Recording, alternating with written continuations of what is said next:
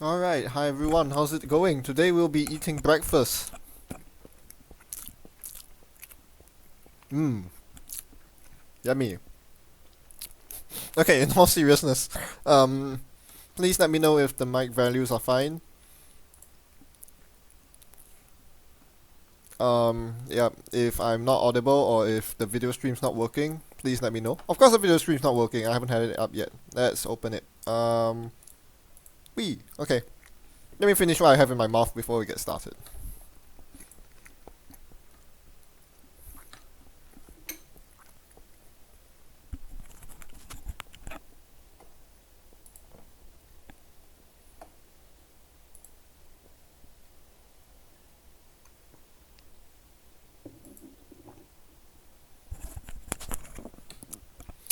Alright, so as you can probably infer from the title, today we'll be playing some Ambient Glacier, but I actually haven't built the deck yet.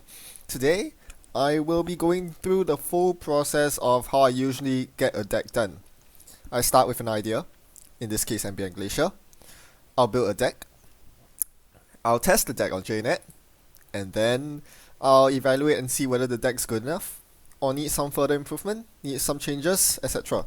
So you get to see, I guess, one whole cycle um, of how I deal with Netrunner, from the deck idea phase to the deck building phase to the deck playing phase. This should be quite interesting. Now, because of upload scheduling and reasons, I will not make this video available for video on demand after the fact, unlike with all my other live streams. It will be available at some point, just not immediately. So, good for you that you are online now to catch this, because I'll be setting it to undisturbed video after the fact. Yeah. With that said, let's get started. So what is this Ambient Glacier thing? Ambient Glacier? Huh. I'm not claiming this is any tier 1 deck or anything, but I think it's something that I really want to try out now that IP Block has been released. IP Block is a pretty strong ice and it's pretty cheap to res for something so taxing, and I really want to abuse it in some sort of Glacier deck. Now, with Ambient Glacier, most of your ice are those tracers. High strength, low res cost. Very, very taxing if the runner has no link. But what if they do? And what if they play the hardest counter possible, which is something like Link Kate? You're thinking rabbit holes and eventually a security nexus to get past all the nasty, nasty ice that you have. If the tracers are irrelevant, your resistor does nothing. Your your IP block also does nothing because they simply let the first subroutine fire and the second subroutine does nothing.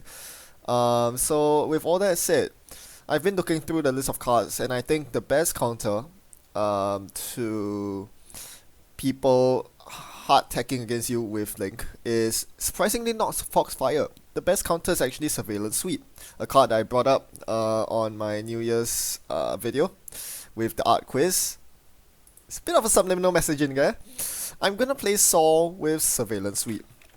Now I know this is crazy. I didn't say this was tier 1, but it's something I want to try. So, Surveillance Sweep says, the runner must spend credits first for each trace during the run. What's the best way to counter Link? Well, force them to spend credits first. Amazing, isn't it? Even though their base Link is something like 4 or 5, if they are forced to spend credits first, you can always boost trace after they review their credits to beat their Link. And that kind of counters Link in a sense. You still need a lot of money to boost up your trace, but it makes running a lot more dangerous when they cannot simply let an Archangel trace fire. What if you win the Archangel trace and bounce their security nexus? Things change. So, we're gonna play 3 Surveillance Sweep. And that's the only current we are gonna play. Most Soul decks want to run 4 or 5 currents, and now with the critical mass of currents we can. However, the problem with this is deck slots in New Angeles Saw are really, really tight, and you really don't want to be stuffing your deck with full of currents that are only situational at best. So let's do a bit of a breakdown. I need some notepad right here. Let's get a notepad up. So, a typical corp deck will consist of 49 cards. We want to spend 10 cards on agendas. we want to spend 16 on ice. Now I know this is a glacier deck and you ideally want to have 17 plus ice. You will soon realize the deck slots are very tight. We'll spend 3 on Jackson Howard because Jackson Howard needs to be in every deck. We have 3 currently on Currents because this. And we have how many deck slots left? Ideally we'd like more dedicated to economy, but again deck slots are tight, so I'm putting 9 for econ right now. Let's do a bit of maths right here. 9, 12, 15, 16, 31, 41. That leaves us with 8 flex cards. And actually 8 seems like a lot, but it actually isn't really. We'll soon find out that once we start putting the flex cards in, we realize we don't really have a lot left in the tank. So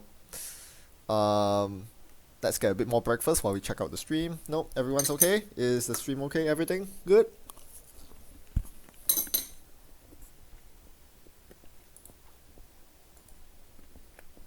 By the way, check out my Patreon.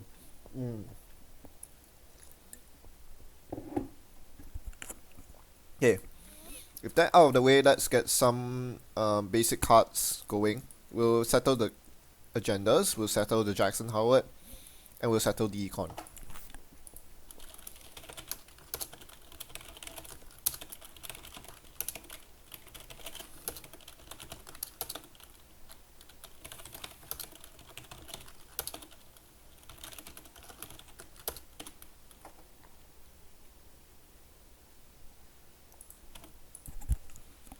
Okay, the 10 agendas, the standard ambient agenda suite, this is not negotiable. Operations, we have 3 of each money. Sweeps, hedge, blue level clearance. I'm gonna spend my influence here on blue level clearances, but I can switch them up later. They can be swapped out for restructures, but in any case you want burst economy, because this deck doesn't defend assets well.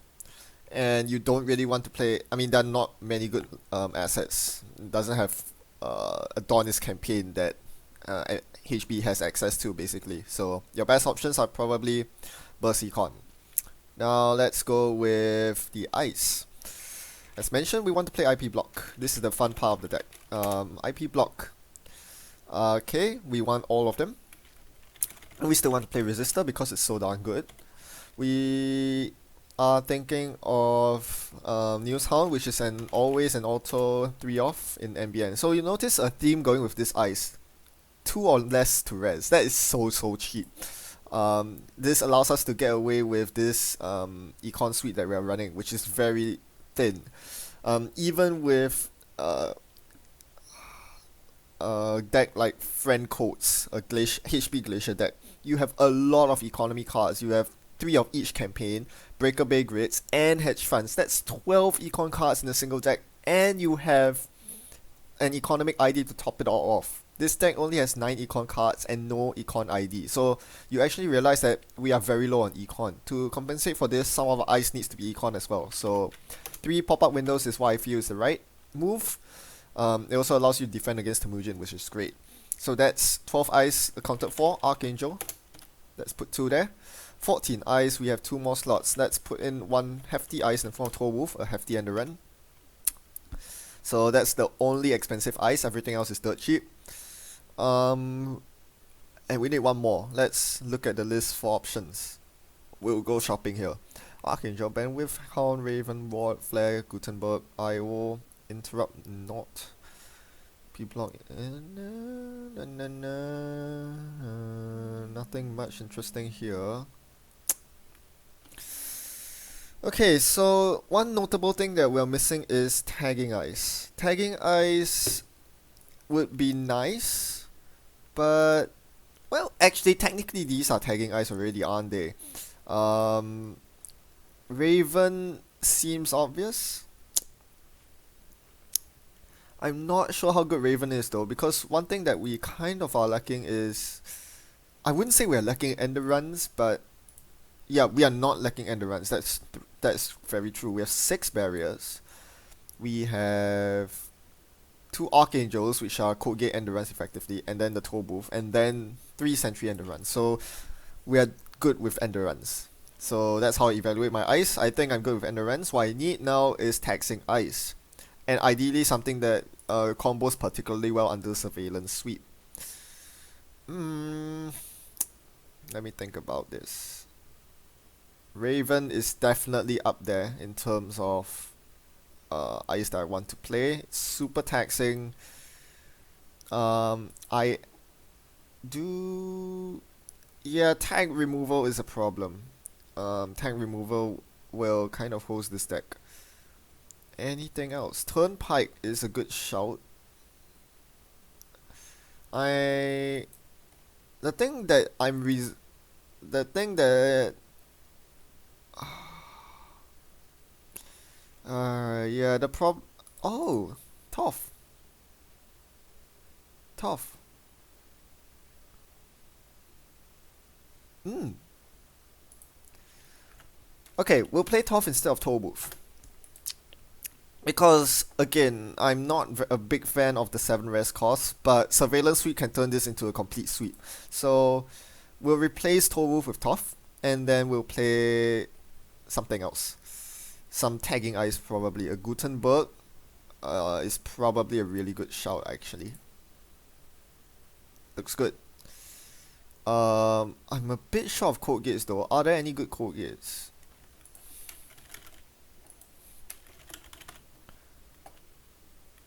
It's just Archangel. Tilda, RSVP, yeah. I mean, everyone's teching for code gates nowadays anyway, so let's just play Gutenberg, and we'll see how this rolls. This is a first iteration of the deck, so obviously there will be rough edges here and there.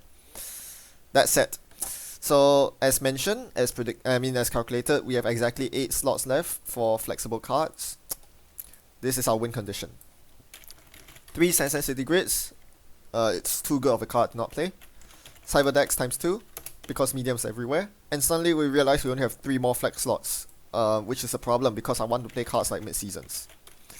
So because we don't actually have a lot of active tagging eyes, no Ravens, no Turnpikes, just one Gutenberg, I would really like the mid-seasons to punish a runner who oversteps their way and tries to play too aggressively. Not to mention that because my ice is so dirt cheap, chances are I will have the Econ lead even against Temujin. So with mid-seasons, I need some sort of tag punishment, and I have a very hard time deciding between Exchange and Cycle. I'm going to go with Cycle. No Exchange, we'll see how this goes. So, Ambient Glacier. Complete. Let's bring it to the testing table. Okay.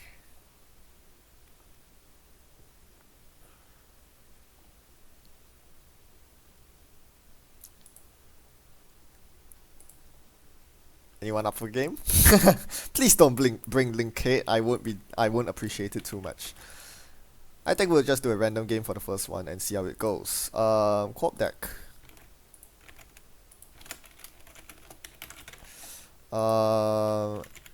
Let's play. Yep, Sol was the choice because I'm using the current. I predict that I will find the credit, maintaining the credit lead for mid-seasons to be the biggest problem with this deck. That's my initial assessment of it. Surveillance Sweep at 2 to play per pop is not going to be very fun. We'll see how it goes. Okay, co-op game. Meanwhile, I'll munch on more food.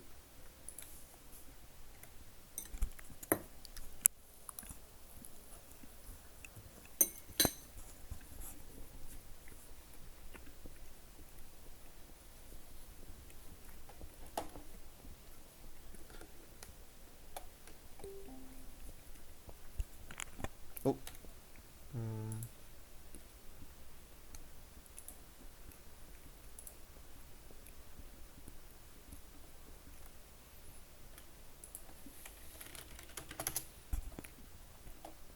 Okay, too many agendas, not enough ice is a clear mulligan for me.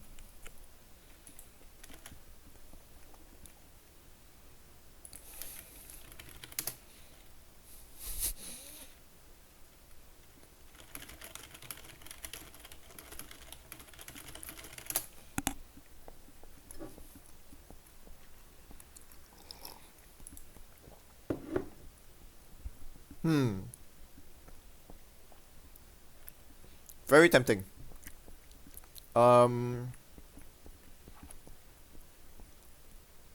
Okay, so I'm up against null. I'm very worried about a possible account siphon. So let me think about this.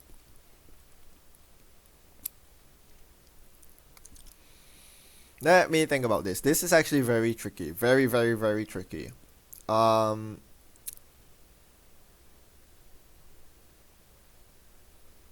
why not blue level first? Give ourselves options. And then pop up on HQ. I don't need a duplicate mid-seasons unless he reverses into Edward Kim and makes me sad.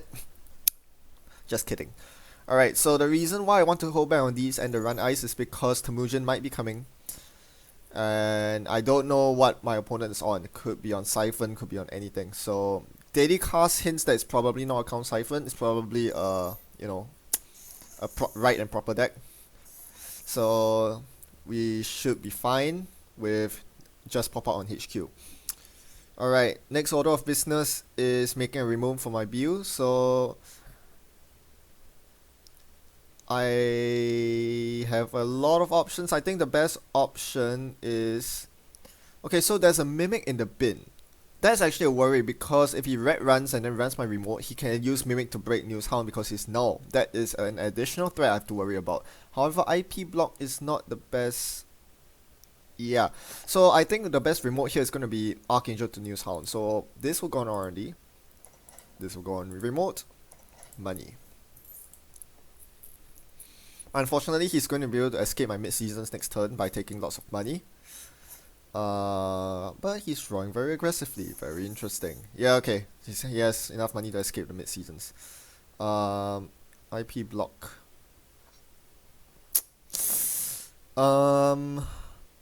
He has 0 link.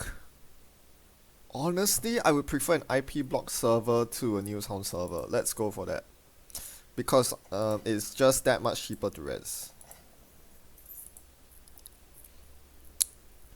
Also, I really should be playing the surveillance sweep. I'm not sure why I'm not doing that. I think I feel confident with this scoring server because my opponent has shown no breakers yet. I don't think from their side of the board they can contest the remote. Instead, they go for R&D. This is going to slow them down just a bit. I assume they don't have paper clips, so that's a trace for attack. I'm not gonna boost trace.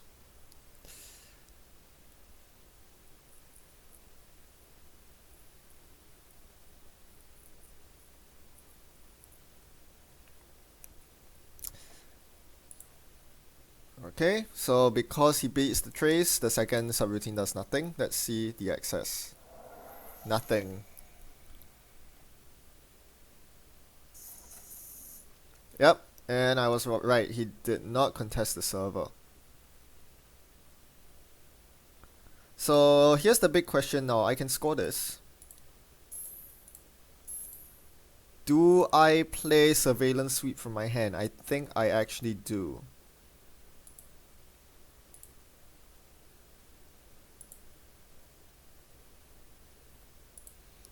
I'm going to take advantage of the fact that this is clickless to play it. I know this is super dangerous, but with the R&D Ice Res and no active agendas in hand, I should be good to go with this.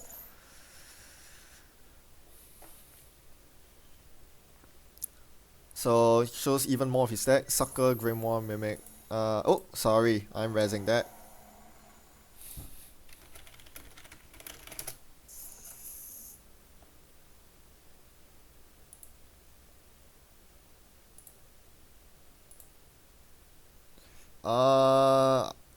Do I drain myself to...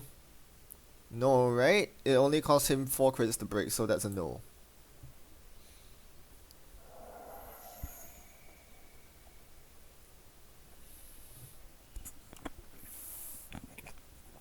Yeah. His 4 credits are worth less than my 3 credits at this point. Next order of business is playing blue level and hoping that I don't draw agendas. If I do, I'll probably have to jam them in the remote. Unfortunately, this remote's not the safest anymore. Has paper... Nope, he hasn't found paperclip yet. So I think I do need to jam agendas at this point, actually. That's blue level. That's not an agenda, but I'm gonna jam it regardless. This is additional pressure. I do really want to play the hedge fund, but I need to threaten the remote at this point. And from the runner point of view, it's very scary when someone takes a mandatory draw, draws two more cards with blue level, and then jams something in. So obviously he runs it, and I show him the IP block. Assuming no paperclip here, so that's a trace. Hmm.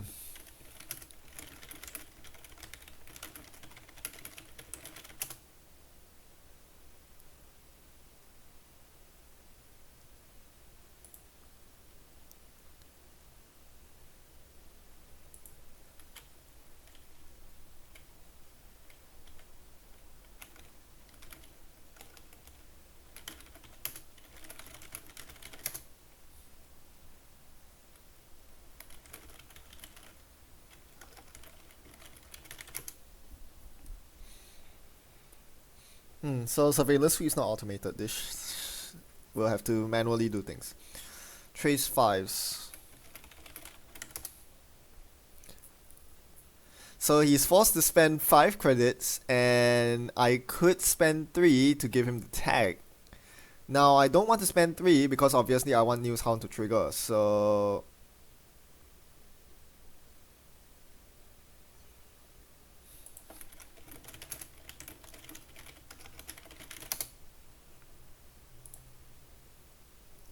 Alright, and then I'll show the News Hound.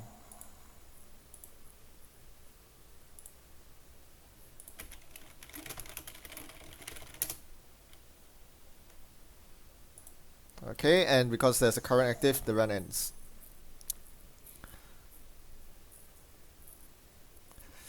Okay, that was a pretty good run. I spent 4 credits, and I forced him to pay 5 credits to avoid the tag, and then take a tag from the News Hound. That's a huge tempo swing. I don't know about you, but I like that. Ooh, Shiny Astro. Uh, I'll keep it in my hand. I don't think he has HQ pressure. I could be wrong, but I'm not confident about jamming into the remote at this point. Yeah, retrieval run might be a thing, so I am rather cautious about this. Speaking of retrieval run, if I draw a second pop-up, it would be nice to put it on archives. Ooh, Parasite on IP block. So it's quite clear where my opponent is going to. The question is how quickly can they burn said IP block down? I'm quite actually very quickly, right? They're null.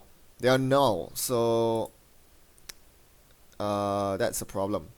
Let's hedge fund, Archangel R&D. Thoth R&D would be cool as well, I guess, but I rather Archangel here. So I think a very astute runner at this point will Parasite or just run straight through my pop-up, and that would cause me a lot of problems. And this is another reason I should play Exchange instead of Cycle. When you have a breaking news in hand, having Exchange is so much better than having Cycle. Turning wheel comes on, so I'm definitely going for the score right now. Unfortunately, this means that I probably have to concede. If I go for the score right now, I have to concede the Archangel, which means heavy R&D pressure, and I might lose my current. I think I have to go for it though, because there's a bit too much multi-access pressure on the board. So yeah, you see how poor this deck is. It's not good for me. And I cannot threaten mid-seasons, of course. And again, if he steals an agenda, I'm kind of done, because I cannot put Surveillance Suite back into play.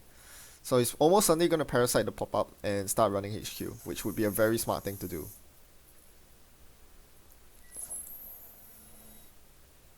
Not that one. Alright, so the beginning of the end. This is not good for me. I am going to lure him to the remote with the false promises of a Jackson Howard and then take credits. Yeah. I can't defend R&D, but my opponent doesn't know that. And yeah, this is why you suddenly see Thoth is... Oh, great. Medium. Yay! Okay, there's still two CVSs in R&D, so it's not the worst. Not the best either. Okay, sees one card. CVS, bye bye.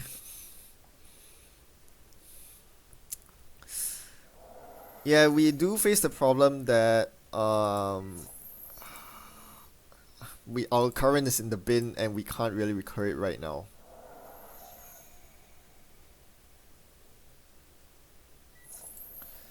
Alright, so some R&D hammering here. Whoa, really gonna see lots of cards, okay. That's a pretty desperate run. I'm just gonna take money, obviously. So this is why you see CVS is very important in this deck. You just flat out lose to medium otherwise. Alright, I'm happy to give him the food. I can't really score it. Yeah, this definitely begs for exchange in the deck as opposed to, because right now a breaking news to exchange food will win me. So I would really like an exchange here. I can play a current. I think I will actually. Uh, there we go. Good current. So I have sweeps coming. I think I play the sweeps here. The question is, do I mid-season him? Ooh, that's a tough question. I could, but I think I lose if I play the mid-seasons here. Oh man, this is so hard. I think I lose either way. I'll just play the sweeps, credit, and HQ ice. Yeah, I'll make it harder for him to run HQ here. Not necessarily gonna res it if he runs it, obviously. Right now it has not much impact, so I won't really res it. Oh great, red run. See, this is why I need a pop-up window on archives to prevent this sort of red run shenanigans happening.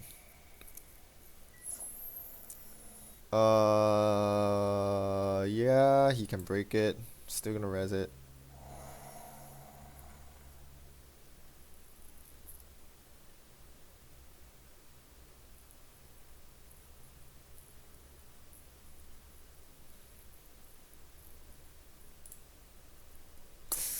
The question is, do I use a Jackson here? I think I do. I would like some money back, so something like double blue level hedge CVS would be great.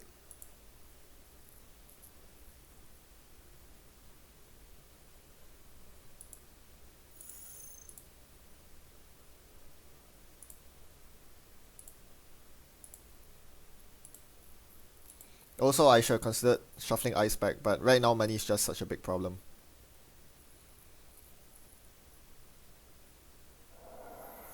Ooh, a whiff. Interesting.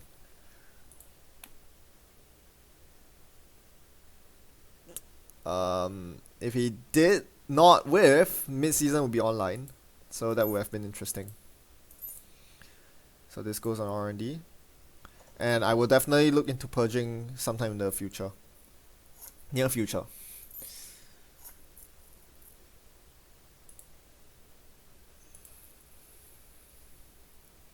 The problem is Archangel's not that effective against Black Orchestra and Null. I know this sounds really weird to say, but Null can bring down Archangel to 4 strength, and that's a nice number for Black Orchestra to break. So effectively that only costs him 3 credits. Right now his main problem is finding that 1 paperclip. Or 2 in his deck I should say. But once he gets that up, I don't think I really stand a chance. Short of playing mid-season cycle. Levy in the bin. Resistor. We purge. Because reasons.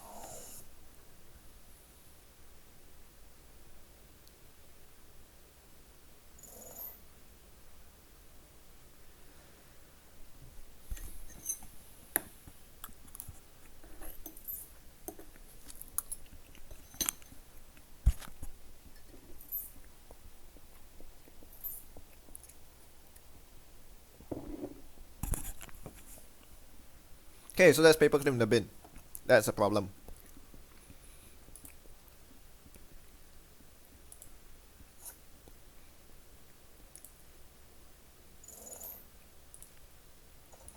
Because of this, we need to have triple eyes on R&D.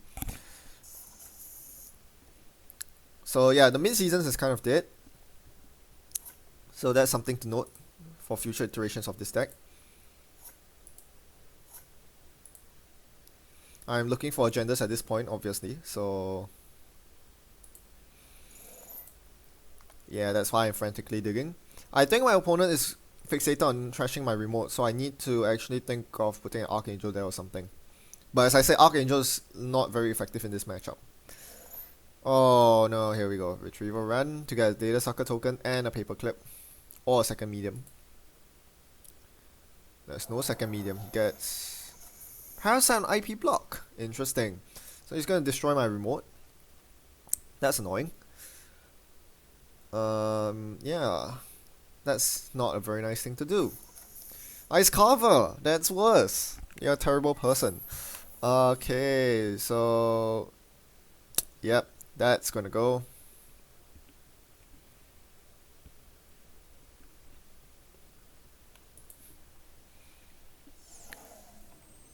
Oh, it doesn't go through. Oh yeah, he doesn't have enough money to go through the remote. Sure. In that case, I'm not so sure about the play. I feel like if you can't destroy my remote, you're better off doing something else. Blue level. Really? Yeah, Archangel's still the most taxing. Let's go for it. Archangel or Resistor? I'm inclined to say Resistor actually. And then I'll drop the duplicate surveillance sweep.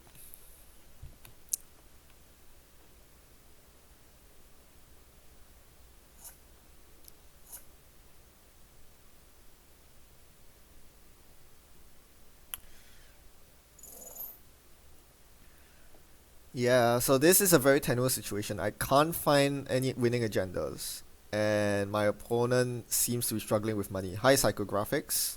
Nice of you to show up. Bill, that's great. That will go in my scoring remote. And I'll take a credit, I guess. Yeah, I'll take a credit. Drop the duplicate. Sand. I do have the mid-season Psycho Bill combo online. Toff, he runs Toff. Let me think about this. This is a very tempting res, but not much impact.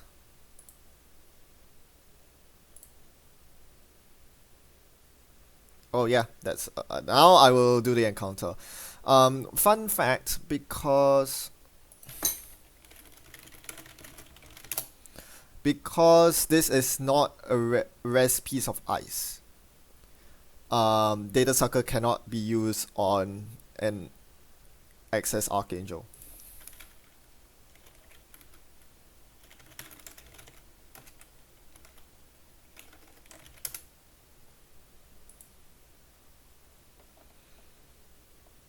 So I get to bounce something here.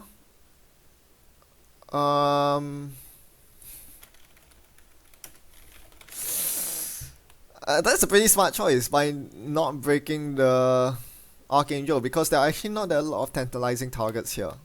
I'm really not sure what the correct answer is here. It might actually be the Data Sucker. It actually might be the Data Sucker. I'm actually strongly considering bouncing the Data Sucker here. Is that the right call? I don't think it is. He can reinstall it with Grimoire and have one Saga online. Yep. I don't think that's the right call.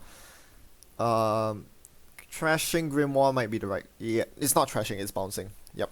I'll do that.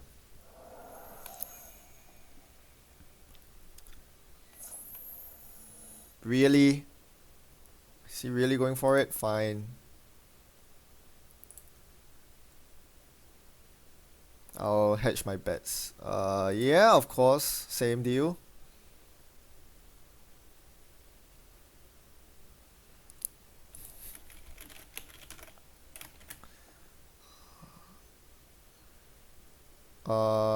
Yep. Okay. This time I will bounce the Mimic.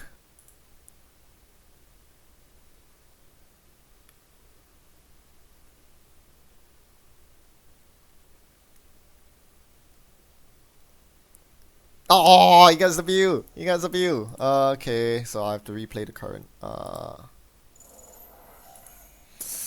Oh, I needed that view bad.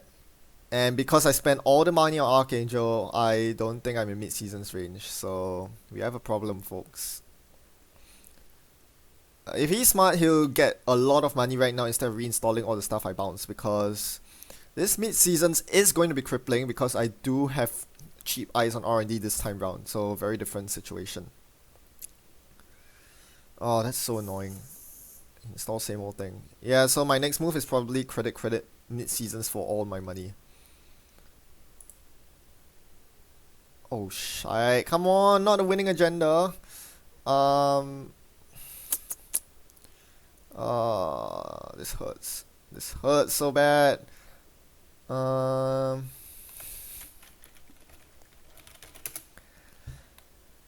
the Archangel bounces. Those Archangel bounces are really costing me right now.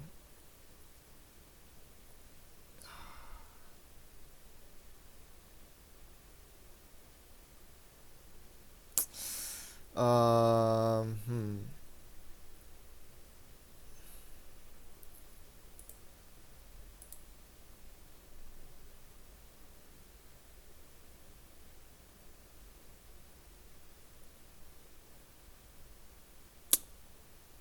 Yeah, I don't think I can mid-season him here.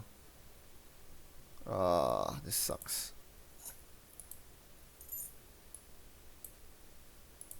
Stupid Toph. This is the worst ice ever. Toph on HQ is so useless.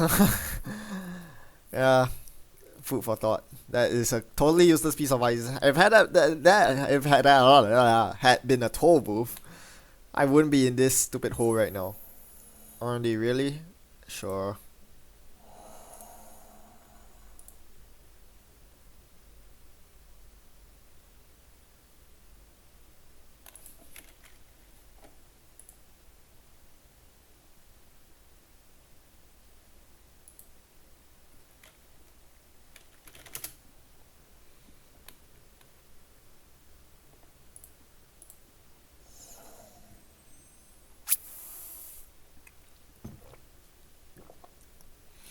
Yeah, this is a very awkward situation where I can't actually score my foods because this server is not good enough. My opponent has the Mimic in hand, so yeah, that's very annoying. I could bait a run on this remote though.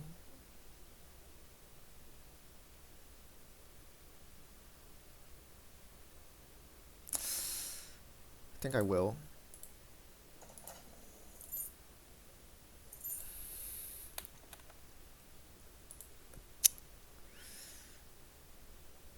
Um, but he's probably gonna contest it knowing that's probably a food. And what do I reshuffle? Hedge fund. Yeah, where's that? Double hedge fund and something.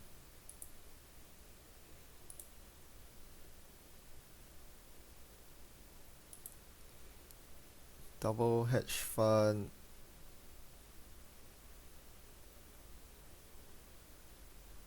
I might just get 3 money cards. I don't need ice right now. Wonder what he's gonna do to this news hound.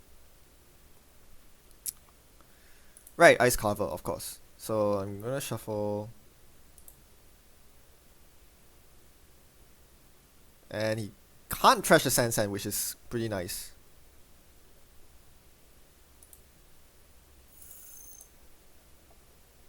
Hedge fund, and blue level.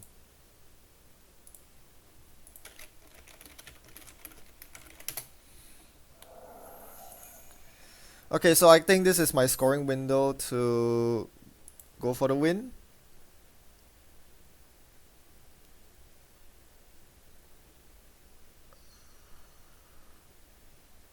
Maybe. It will cost me 2, 3, 5. I don't think I can wait anymore. Um, Archangel.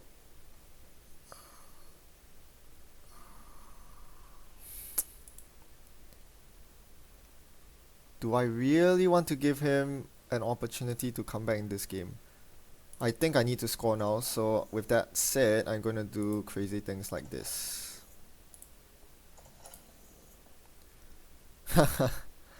I won't be able to score this agenda next turn if he goes for it because I'll have to res all these ice. But I don't feel that the Archangel's, sorry, the food is safe in my hand at all. Yeah. I have to take advantage of the fact that my opponent's on 2 credits right now to actually make something happen.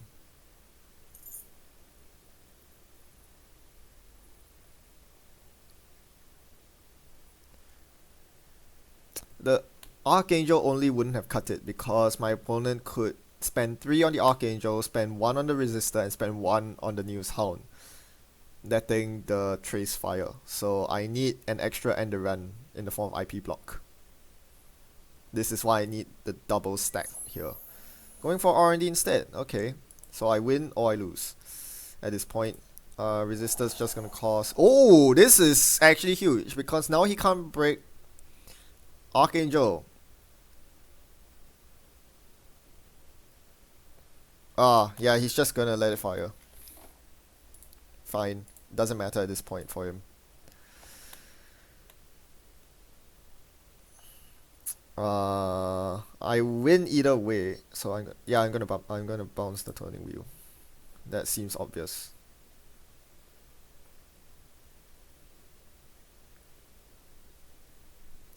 If I don't bounce the turning wheel, he'll get 2 excesses instead of 1. So this is the obvious way to win.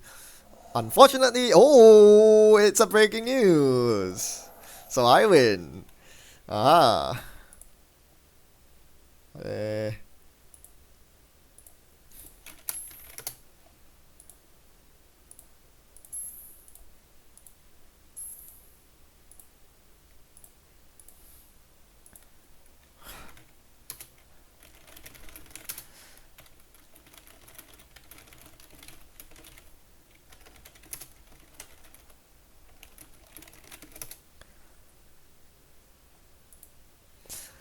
Yeah, okay, so we can see a lot of flaws in this deck. Clearly the maintaining of surveillance sweep was terrible on my economy.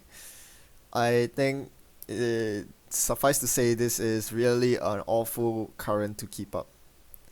And this is why you need to play the 10 agenda suite because with 3 global foods you minimize the number of agendas that the runner steals.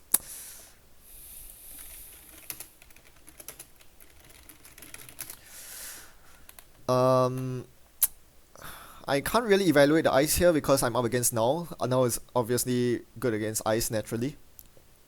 But thankfully it wasn't as much ice destruction as say a Dumble Fox would pose, so it wasn't that bad. Thorf was horrible. Mid-seasons was horrible. I think both these cards need to be rethought. So before I go into my next game, I'm going to have a think about these cards. Meanwhile, let's check the stream.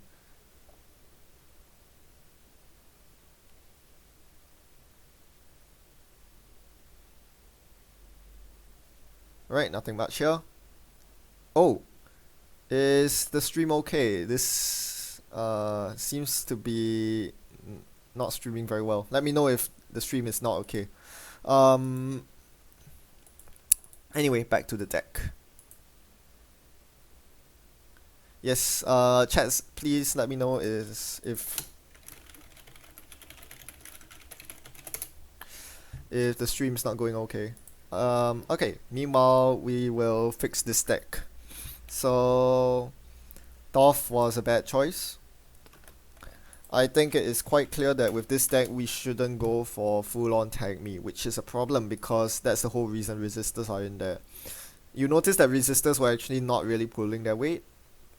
I mean, I guess it's not that bad, but against tagless matchups like most non-siphon decks, resistors 1 credit tags isn't all that good. I mean, 0 res is really nice, don't get me wrong, but I feel like I do need actually something like a Data Raven, to be honest. The problem is that this deck then has pretty much no good ice. Like, all the ice is very flimsy. I guess we have to accept that. Alright, good to hear. Um, yeah, Raven's definitely not the best ice right now. But I think it's definitely better than Thoth, so that's definitely a step up, no matter how I look at it. I think mid-seasons is the wrong way to go. I still the Siphon Spam matchup is still a worry. Against Siphon Spam, I won't be able to keep up Surveillance Sweep because my credits will keep getting drained. So against those matchups, I think having a cycle would still be nice to score winning agendas. Exchange, as usual, is always a good card. If I have Sand or Astro online, I will threaten the food win. Exchange is just too good to not play right now. And this game showed that I could have used one. Let me think about this. Maybe fewer resistors might be the way to go. Data Raven, resistor.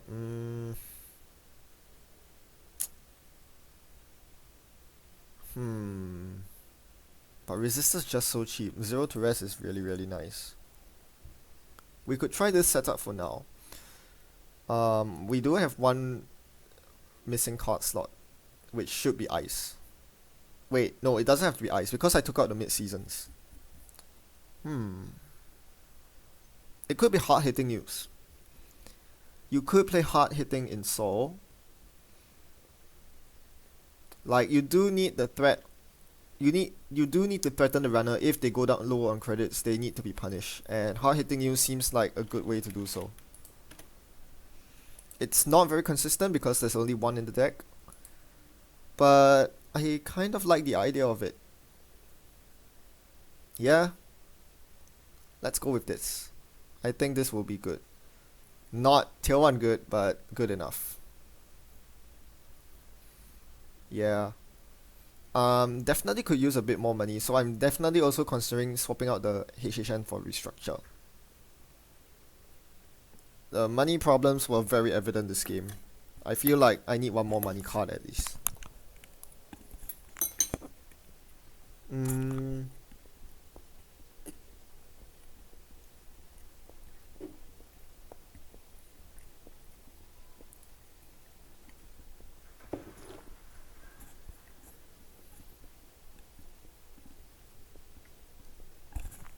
I think we'll keep it as it is for now.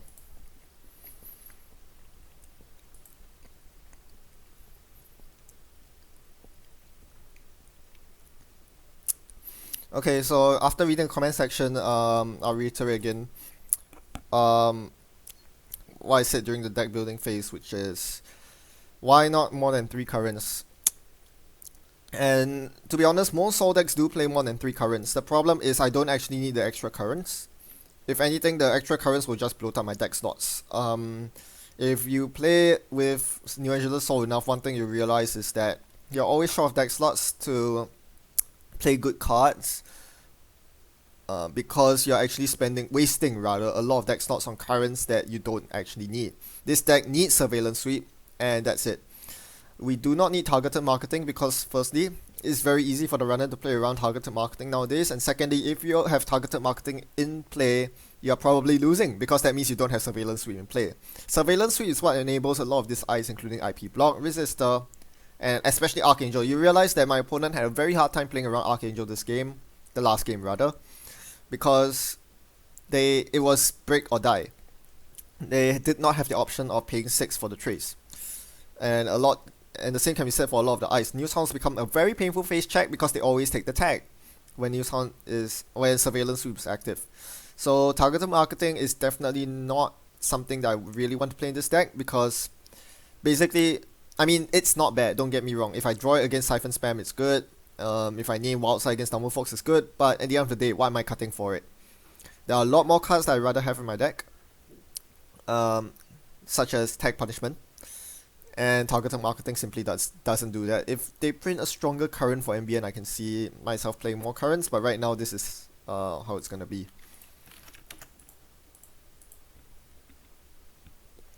Um, some people have talked about Data Ward and Sub Boost as well, and yes, those are very powerful and cards that you would actually expect in NBN Glacier. The problem is, when I say that I'm building an NBN Glacier deck, this it's actually kind of a lie. This isn't really NBN Glacier because I don't actually run enough money to run the big ice. You notice there are no Toe Boosts here. What is an NBN Glacier deck without Toe Boost, right?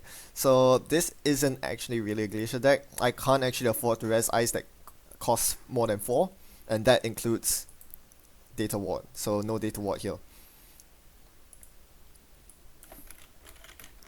Let's get another game going, and we'll see how this goes.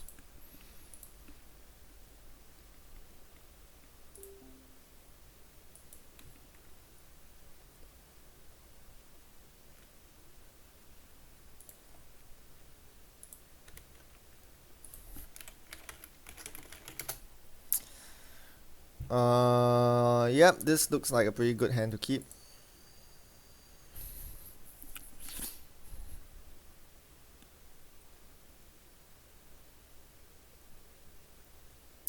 I mean, I would like to mount for sweeps, don't get me wrong, but I will take this hand.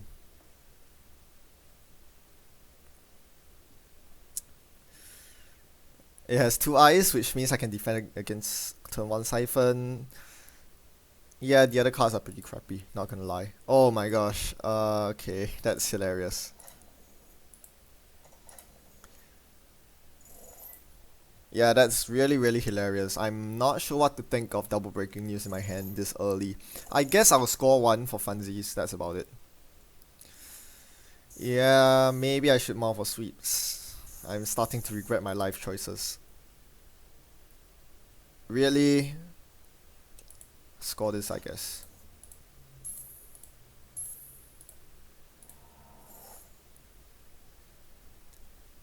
I'm really not sure about this. This looks like a very shaky opening.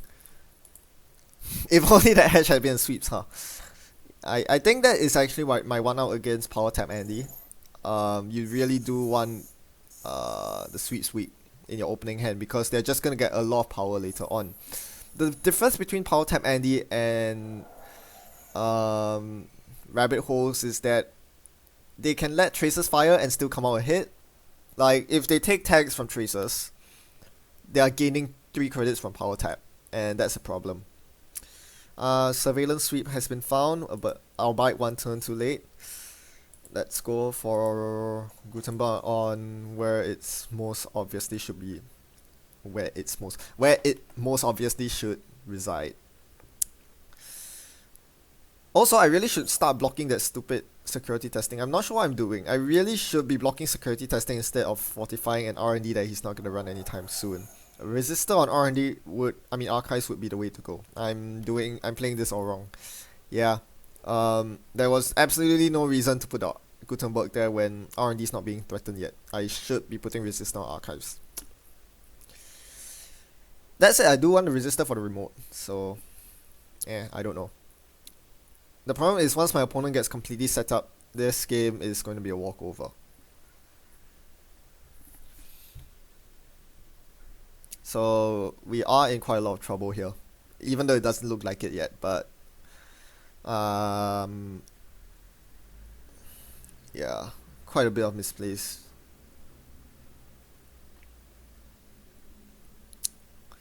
Also, no surveillance sweep online. I don't really have the money to play this current yet. Citadel.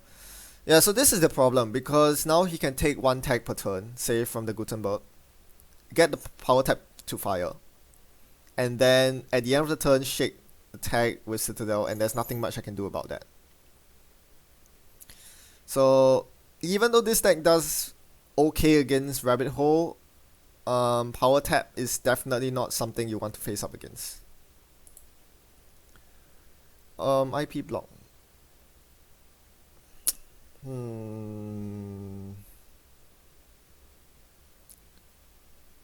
Resistor IP block.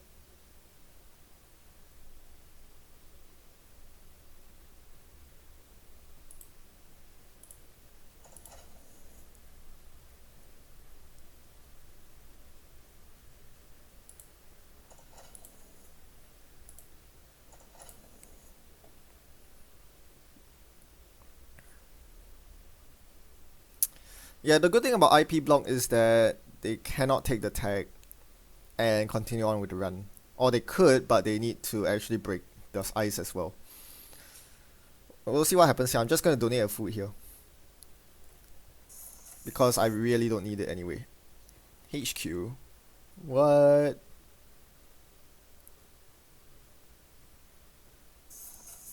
Power tap. What?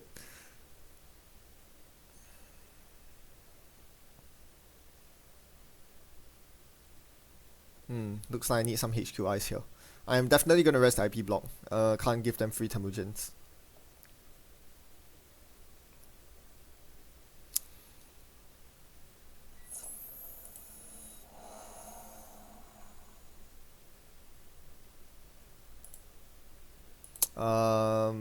Yeah, paperclip's not really an option for my opponent, so I'm gonna trace.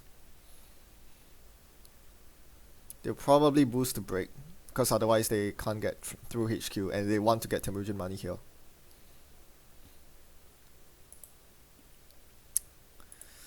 So if he snatches the breaking news, it's very hard for me. Oh, yeah, that was a sec test. Okay. Yeah, it's very hard for me to play surveillance sweep. Using Saul's ability because I'm so poor right now. Also, if I take any more money, I'm going to be in trouble because then I open myself to account siphon. My opponent does have paperclip in the bin.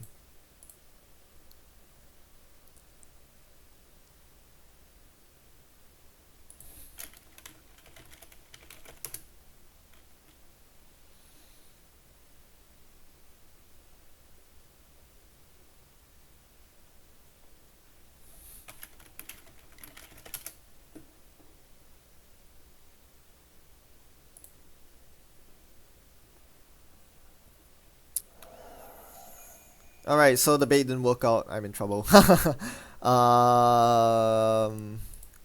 for ice. That's not ice.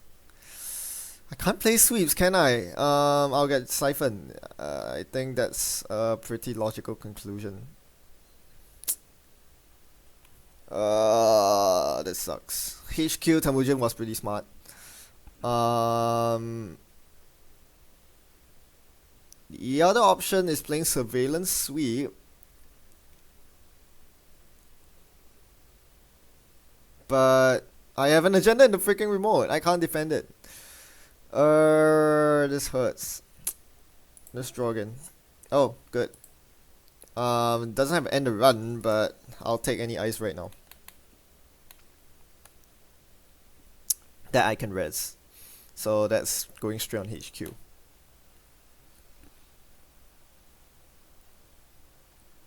Also, it synergizes nicely with IP block because if he cannot take the tag from Newshound.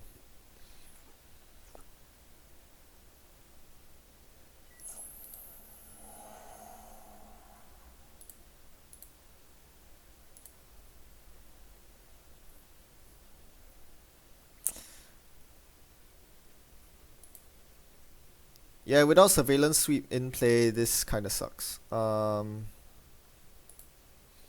would like to have surveillance sweep in play so that he can't just simply do this.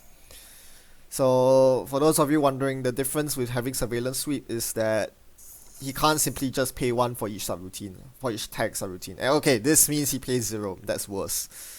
With surveillance sweep, I can boost the trace so that he takes the tag, and if he's tagged, oh, legwork, okay.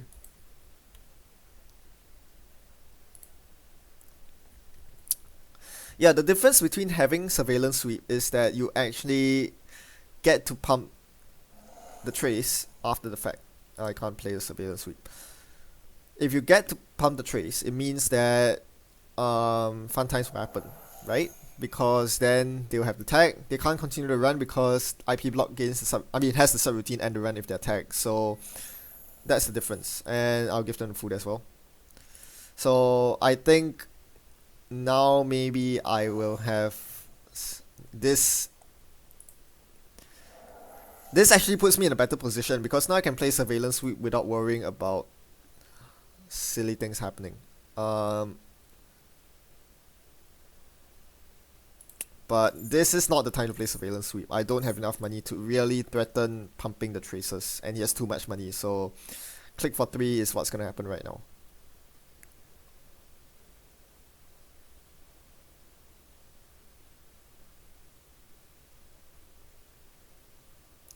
Unfortunately, yes, this means that I give him like 6 credits right now. So for those of you wondering about the what's happening on HQ, because these are all trace 3 subroutines, Andy can simply boost each trace by 2 credits to get past each subroutine because of the 1 link. And the 2 credits are negated by the power tap credits. So this is why link and power tap are big counters to this strategy. And my counter is surveillance sweep, but obviously I'm not in a position where I can threaten with surveillance sweep just yet. Let's put this on server 2 because he has shown the passport. Again, I am not really interested in playing the surveillance sweep yet. I'm not in a position to leverage it just yet. Man, 29 credits says. Oh man, here comes the medium. Alright, I'm not going to rest the Gutenberg here. I am, however, going to rest the pop-up window. The good thing is I have 2 CVSs in hand, so I can actually stall the medium out somewhat. And hopefully regain some ground. But I think in the late game I can't contest Andy, so unless I draw a string of Sand Sands. Sand Sands is really good against Andy, and could be my key to getting back in this game if I draw an exchange and breaking news. But that's a bit far right now. Right now I'm just focused on making money, and the best way to make money is to let him run through my pop-ups multiple times. Again, I'm not concerned about the medium digs because he can only have a reach of 3 at... Ooh, no. He has passport. Yeah, his reach is 3 cards at most, and CVS just resets everything. So I'm happy with that.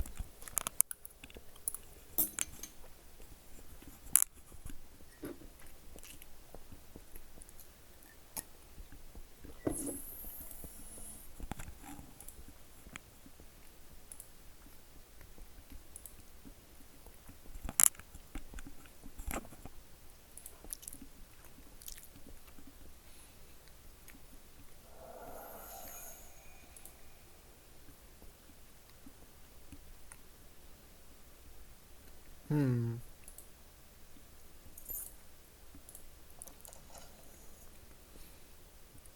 Do I play this now?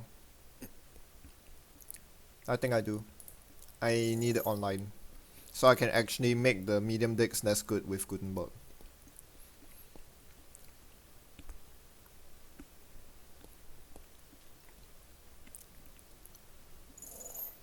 Oh, employee strike. That's not nice.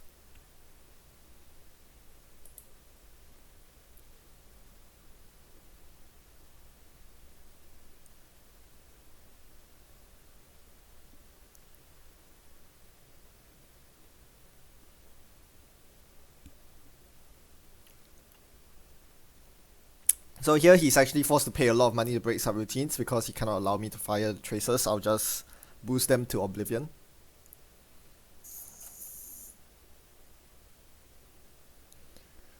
Yeah, the siphon sucks. Money. Yeah, this is the problem with going up to a good credit level. You just get siphon. At least I do have this.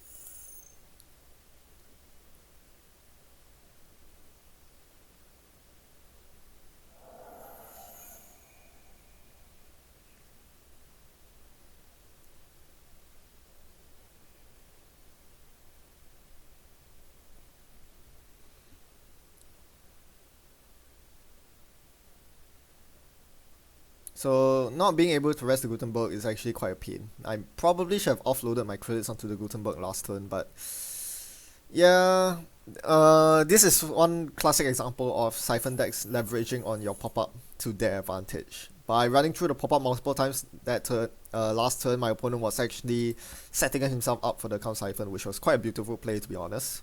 Not beautiful for me, but good for my opponent.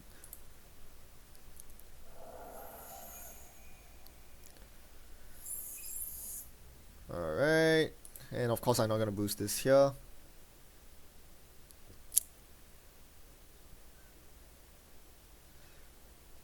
Uh, hmm.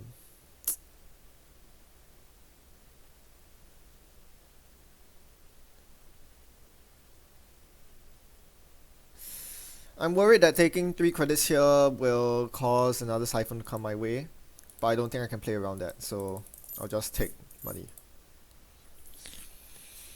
I mean, this deck doesn't run same old thing, so if I get siphon again, well, at least it's the second one that's down. I don't really have an option here to dodge the siphon. I could install New Sound on HQ to attempt dodging it, but that only causes more problems because I really need the ice. Okay, now I do rest the Gutenberg.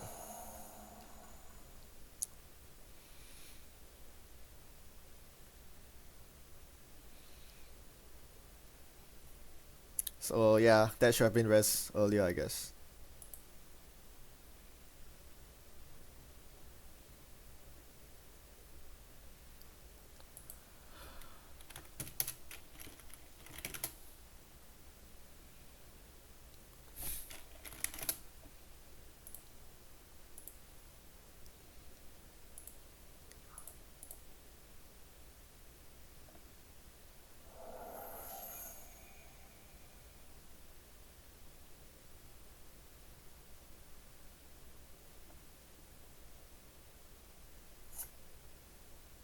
Yeah, I almost forgot to use the CVS there. I would have let him access the CVS normally, but since it was rest due to the siphon ducking, I might as well just use it. Employee strike is still active. That's actually quite annoying. I would like to get rid of it. Unfortunately, I do know, as a matter of fact, know that his deck does run um,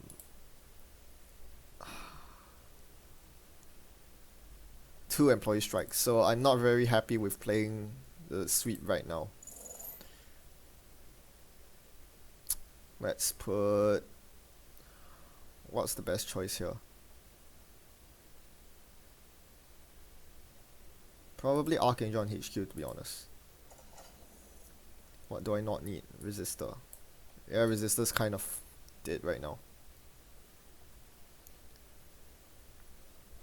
Unfortunately, I have to protect HQ before R&D in this scenario. Sansan would be really nice right about now, but given the credit difference, I don't think it matters anyway. Really? Uh...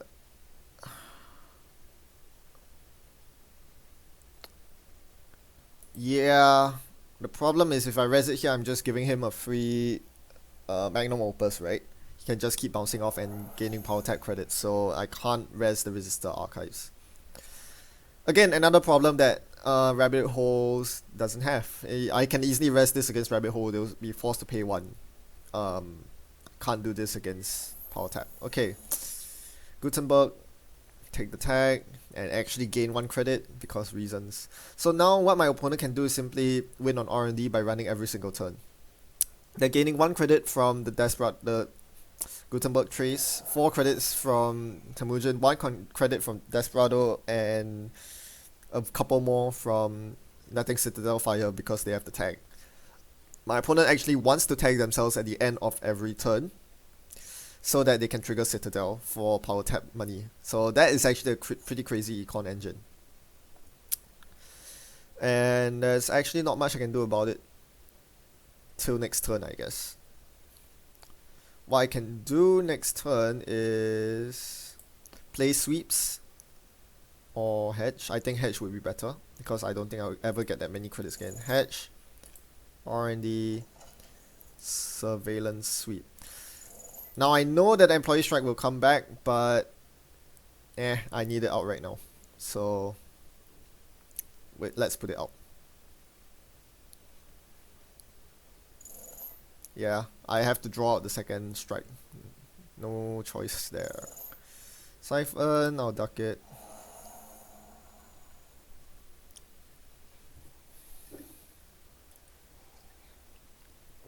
At this point, the Archangel tags doesn't really matter, because as mentioned, because of misplace earlier on,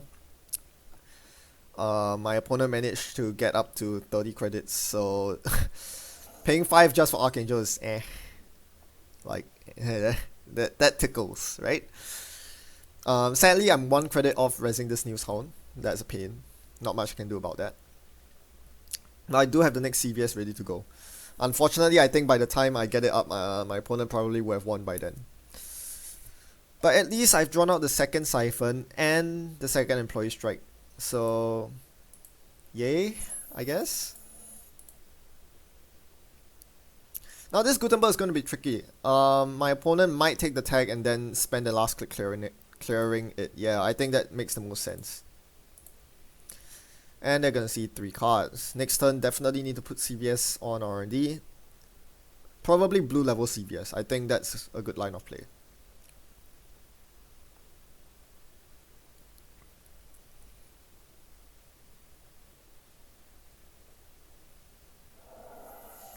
Sans and trashed. Okay.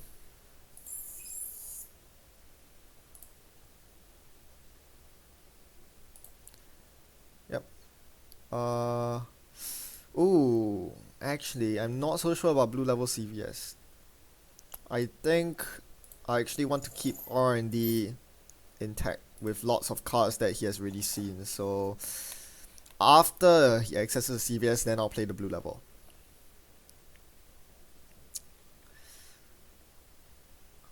I mean, it seems very weird that I'm trying to stall my opponent out, but they only have so many Siphons and Employee Strikes. Once I get past them, the game should be slightly easier. Still gonna be hard, mind you, but slightly easier.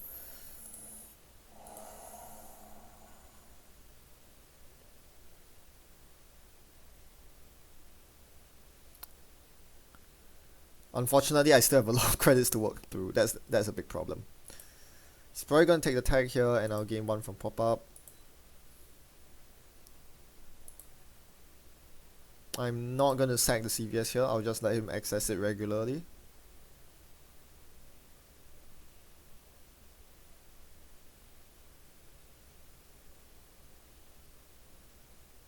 Another Sansa in the bin. Ooh, that's not good. That's very bad. That's the 3rd breaking news I needed to actually get back in the game with exchange. Yeah, the game's gonna be really hard right now. My only scoring route is 3 of the 3 twos. That's a tall ask. That's a very tall ask. And Earthrise.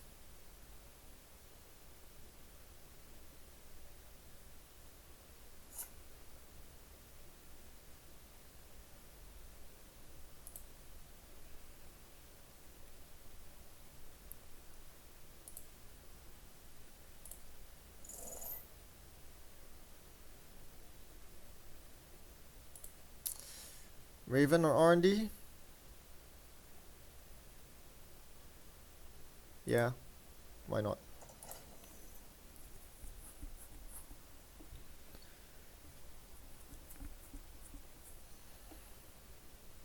Unfortunately, I'm still conceding the archives sec testing, which is a pain.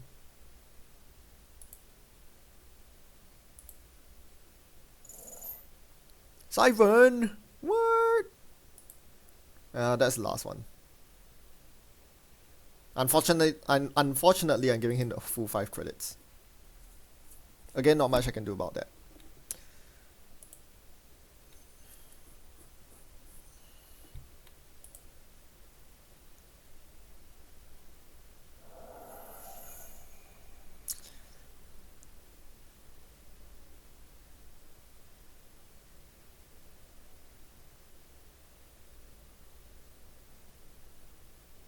So yeah, I think you can clearly see the problem with this deck having... I mean, of course there are other problems like obviously a hard counter, but the econ really struggles. I mean, this is just simply a deck with 3 account siphons with no recursion. Imagine something like Hate Bear, which destroys your HQIs on top of... Yeah. What can you do? Even with targeted marketing, they'll simply play a rumor mill and siphon you all the way down. So This deck is definitely weak against Siphon. Like my opponent Siphon 445, so that's 13 credits this entire game. I lost 13 credits to count Siphon this entire game. It could be a lot worse with Hate Bear. I need. My idea was that Sansan actually does a decent job at ducking the Siphons. Obviously, that's not always the case.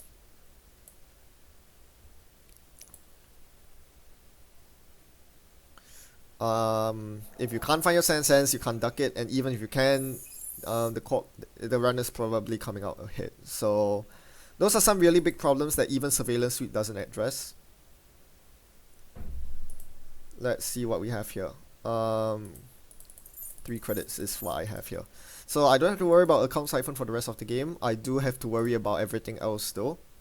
Still has one more Temujin. Employee Strike, he doesn't have any more. So if I draw my 3rd copy of Surveillance Suite, which will come sooner or later, I can, I can assert current dominance, basically. And that would actually be quite important because now my opponent's paying 2 credits for Archangel, and I'm not happy with paying 2 credits for Archangel.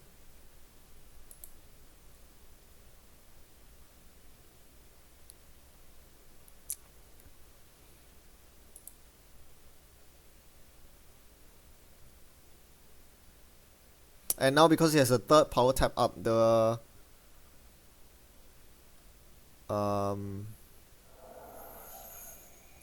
subroutines are actually gaining him 1, which is really bad. So you have to keep that in mind. Oh, there's Sucker. Okay, that makes things breaking news sound a lot easier on the Mongoose. And I can't really stop him from running archives. Yeah, I can't. Ooh, okay. Oh, it's a Raven. I can't pay for it. Oops.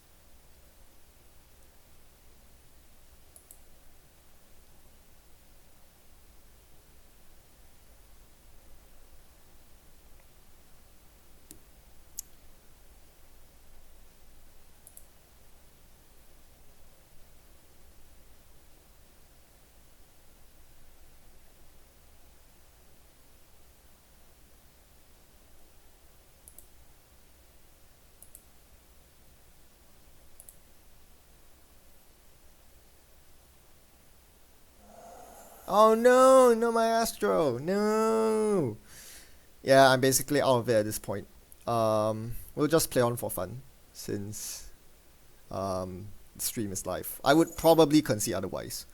There's not much point. Actually, yeah, there was not much point playing on for a very long time already, but we'll go on regardless. Yay, Surveillance Sweep. Let's get that one online. Yeah. Yay! Not that that does anything right now, but it's fun to have. Also means that he's forced to break the Data Raven R&D, which is kind of nice. Kind of.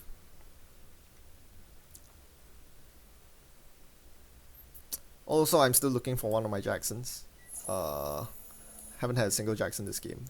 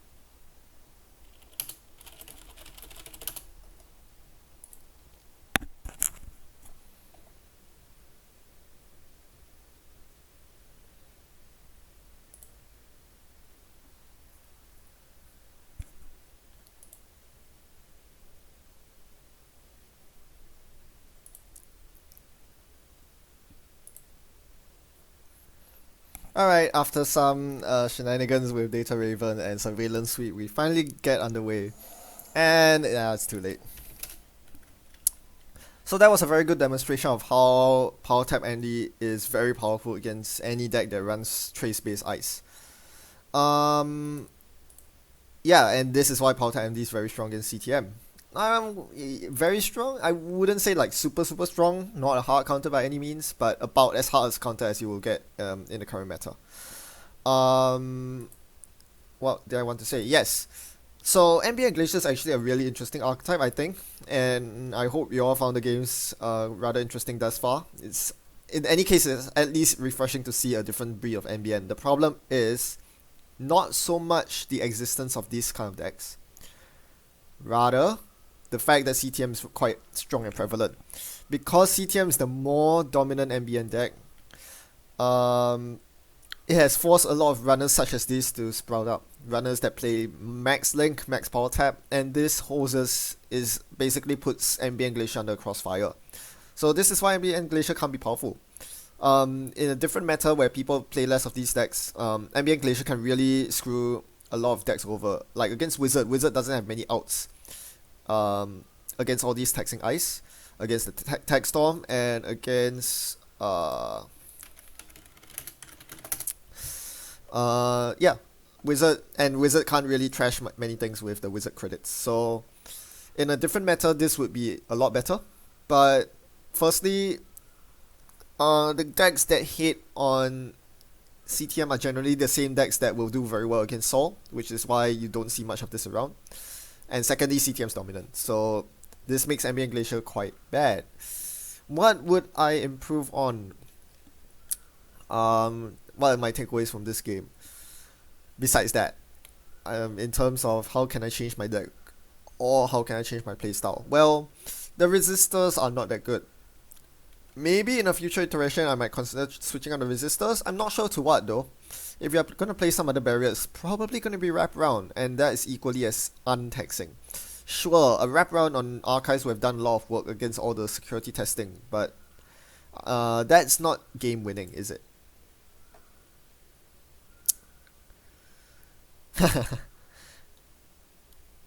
Yeah. I think this just shows how powerful CVS is. CVS kept me in the game when I should have basically lost a long time ago. But a loss is still a loss anyway. Are there any important cards that I really needed to draw? I don't think so. In fact, most of these cards here are agendas. Yeah, there's actually not much going for me this game. So yeah, if you want something to deal with the high link, a good option is actually going back to it. A suggestion that I rejected early on, which is Data Ward Sub Boost. The problem with Sub Boost is that this deck simply doesn't have the space for it. If you're gonna play Sub Boost, you can't really play Out of Soul. You're already spending a lot of deck slots on currents. So in the future, if I'm gonna build a different sort of ambient glacier deck, probably not Out of Soul. If I'm gonna use Data Ward Sub Boost, it's yeah, it's not gonna be in Soul. But I think that's a much better solution against all these high link decks than actually, why don't we just build one right now? Let's try building one. I don't think I'll end up playing it, but maybe I'll give it one game. We'll see. I'm gonna put a random ID near hub because 17 influence. I could change the ID later. So if you're gonna play Data Ward and Sub Boost, it's gonna start looking something like this. That's very expensive ice we have. Ravens are obviously mandatory because if you don't draw your Sub Boost, you want to activate your ward somehow or another. Pop-ups, mandatory against Temujin. Sweeps, mandatory against Andromeda. We probably want to... We'll put the standard agenda suite first. Food, news, BU, Astro, Cyberdex, Sans. Deck builds itself. Exchange. Does this play in CTM? I'm thinking it probably does.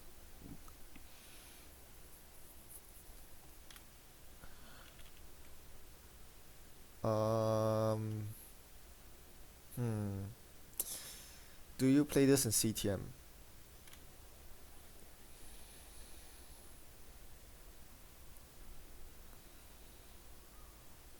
I know a lot of people have tried it in CTM, and regular CTM is just better. Are there any other IDs? Let's look. If chat has any suggestions, I'll have a look at it as well. Spark is pretty bad. Soul, well, that's pretty bad. Making news. Making news is interesting, but I think if you're gonna, the problem is if you're gonna play Data Ward, you need a lot stronger economy than what I had in Soul, which probably means doing some sort of asset spam. So I think CTM just makes the most sense, unfortunately. So you have Sensi, you have Temples. We put Pet Campaign out first. Sensi Pet. Man, we're running out of card slots very quickly. We probably one cycle. I don't think we need hard hitting news. Pet Campaign, Sensi. Some more money. We could use more money. Temple. That's all. Yeah, I think one temple and one commercial bankers group might be better. This looks like a regular CTM deck already. I'm not gonna lie. And we're missing hedge funds, so archangels are nice to have. Snack is nice to have, and ooh, we're done. Is there anything we're missing? Yeah, the number of ice seems about right.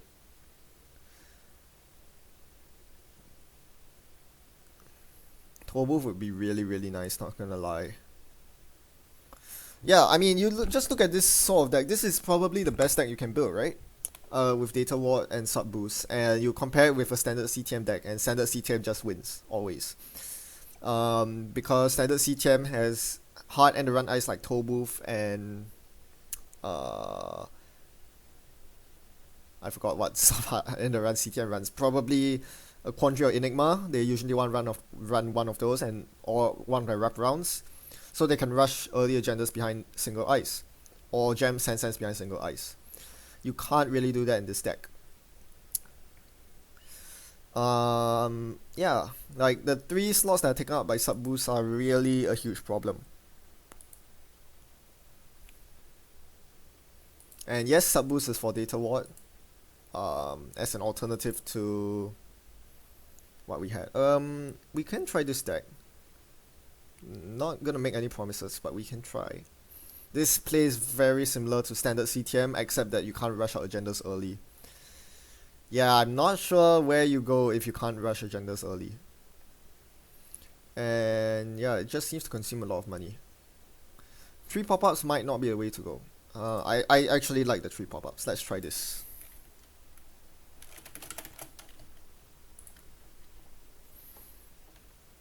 Usually this is where I discard a deck idea because I say it's not as good as a tier 1 deck. Like, if a tier 1 deck just supersedes it, I'm a lot less interested. But we'll see how this goes.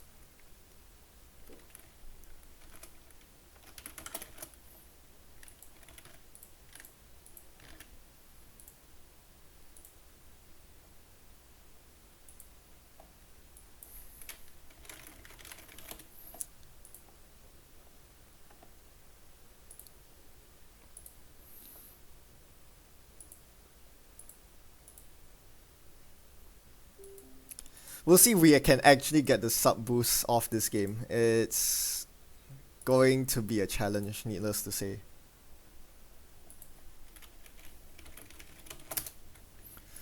Ooh. Ooh, do I keep? I think I keep.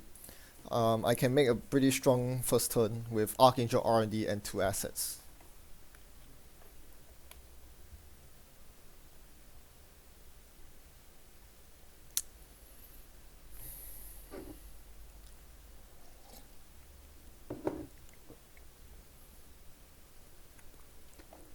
Yeah, I mean, normally you mount for Sensi, but I think this is a good enough start to get going. So we play that, and R&D.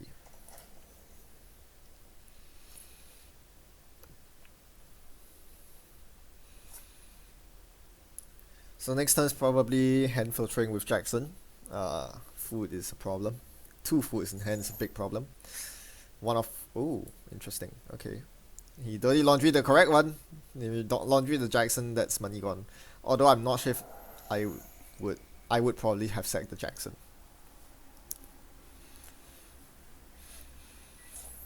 Run HQ, sure, take my food, take it away. No, it's the cycle, why you no take food? I want you to take food. Okay, res. Let's hyperdraw, hyperdraw. That's awkward. Credit.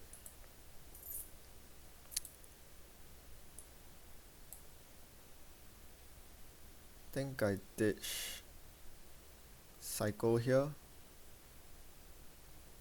I might regret this, but I'm gonna ditch cycle. I'm not gonna use Jackson here. If he steals two food, so be it.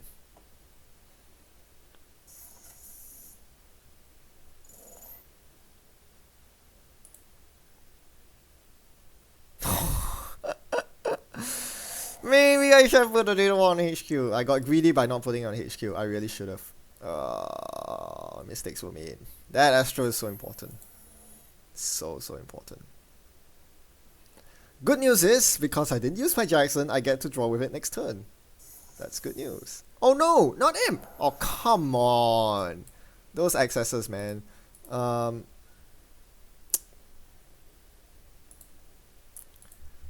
hell, those accesses are too good. Those accesses were way too good. Exchange goes back in my deck. No way. Like, you hit the one card I don't want you to hit with him. That's phenomenal. Okay. Let's see if we can actually come back from that. That's a very big hit. Losing the Astro and the exchange. I mean, granted I don't need the exchange right now, but yeah, this is a problem.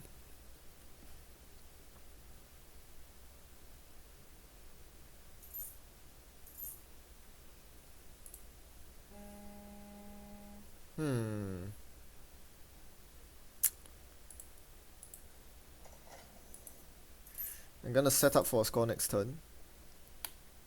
Raven into Ward seems pretty good.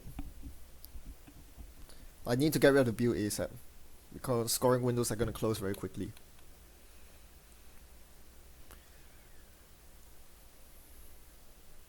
Okay.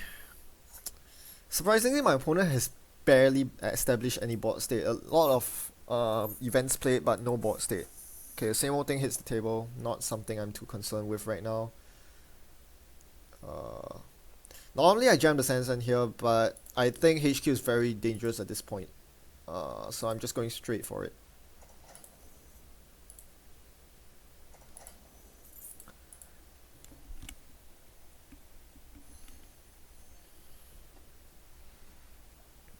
I'm not sure what sort of deck my opponent's on. I still can't really tell. I haven't seen Imp in a long time within Anarch, let alone outside of Anarch. Hopefully no bypass. Fem would make me sad. Hopefully we don't see that.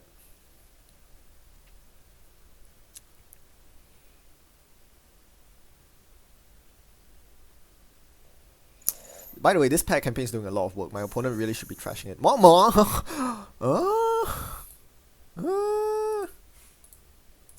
I'll take it. Better get it off the table while I can. I would hate it if my opponent starts running my hand right now. I would really hate it. Although I'll just res the data ward and call it a day, I guess.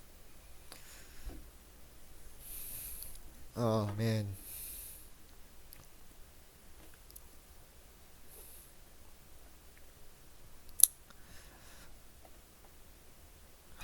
Mongoose? Mongoose? Mongoose doesn't really change what I do. Really running HQ, fine. He's gonna pay 3. to see a breaking news, knowing his luck. To be honest though, seeing Sansan is about as bad because he gets to use an imp counter on it.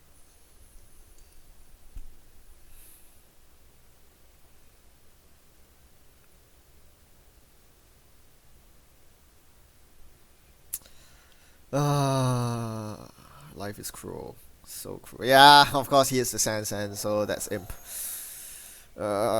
This makes me sick. Stupid imp.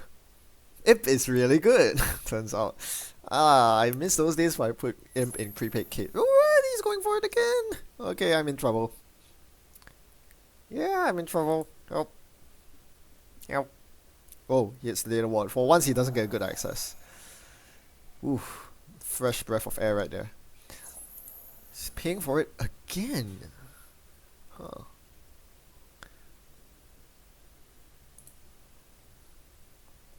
He hits the data wall again. Okay, guess things are paying off for now. I say for now because... yeah. Let's get the Jackson going. Yeah, I like to empty my hand right now. This is not the time I want to deal with lots of bad agendas in hand. And I'd like to shuffle them. I'd like to get... normally I say Sansan, but I feel rather confident with this remote, so I actually need the money. I'll go for the hedge fund instead. Next turn is install 2 assets and probably breaking news in the remote. No, not breaking news. I can't defend this remote yet. Oh, that's a pain. See, this is why I need Sansan. Next turn could have been Sensi, Bankers, Sansan. That would be a perfect first next turn. Really, imp again? Jeez. Well... oh, goes for the pad, okay. Well, that's not a very good idea. I'm gonna trace you. You're gonna be poor. I mean, if your best bet at this point is imp recursion, you're not doing very well, shall we say. I would hate to dedicate the Raven Ward combo to HQ. I'd rather have it on R&D, but the imp is a bit too much for me.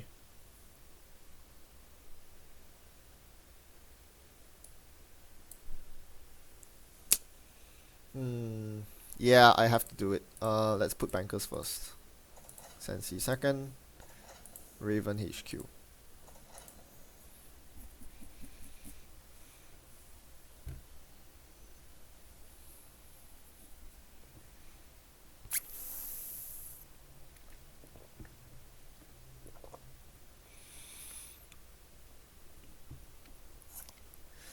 Yeah, I mean, I have to defend HQ here. It's not always that you want to put Raven Ward on HQ against Kate, but here it's a must because my opponent's threatening imp and I have 2 agendas that I really want in my hand. Deuce is wild. Really? Okay. Yeah, I guess he gets to trash one of my stuff with Deuce as wild. He's gonna do the run option and then clear attack. That would be a smart thing to do. Nope, he takes 3 credits. He takes 3 credits! What?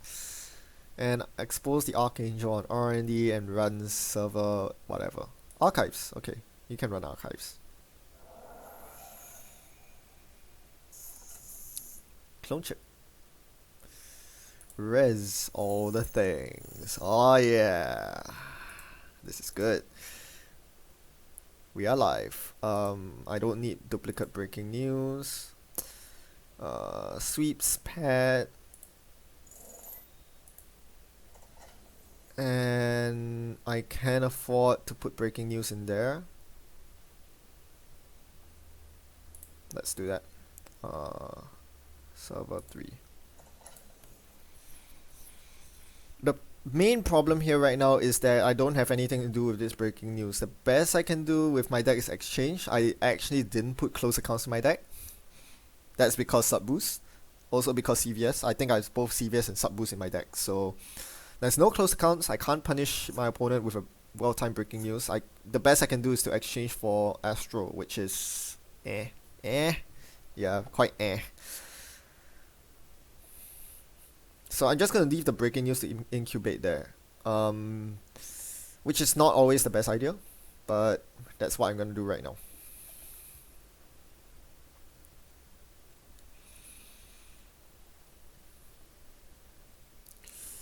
I might eventually have to score the breaking news. Yeah, you can have the pad. You can imp it. I don't care. You really should be running the other remotes instead. Instead, you're imping this silly thing. Okay. And I'm gonna get 3 credits and a card. Ooh, this is fantastic. Nah, if he's smart, he'll... No, he's not. He clears the tag. Okay. Yeah, I was gonna say, the smart thing to do right there would be to bump the trace and then go trash one of my political assets. But since they're gonna give me political assets, I'm just gonna win. Food. I do not like the sight of food in my hand. But there are a lot more useless cards around. I would not mind having the food right now. So let's drop the pop-up. Let's take mandatory draw.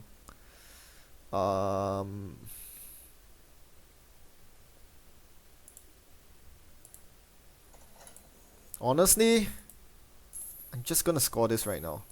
I'm gonna evacuate the remote so that I can score food next turn. Because I'm actually in a position where I can score food next turn. My opponent cannot do anything about Raven Ward, so I would like to score food next turn.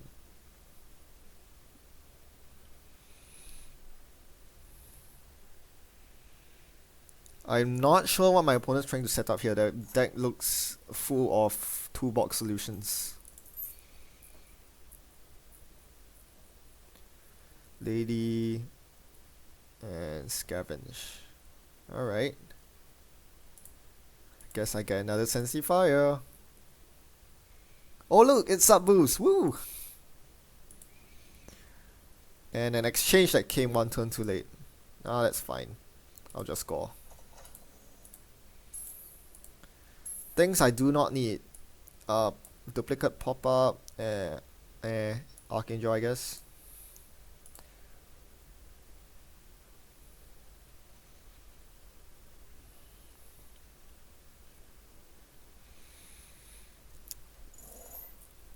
Deuces Wild. Gain 3. It's probably draw 2, okay.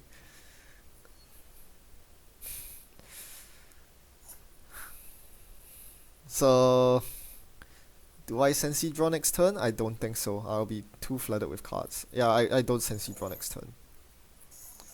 What do you install? Same old thing. Right. Sure.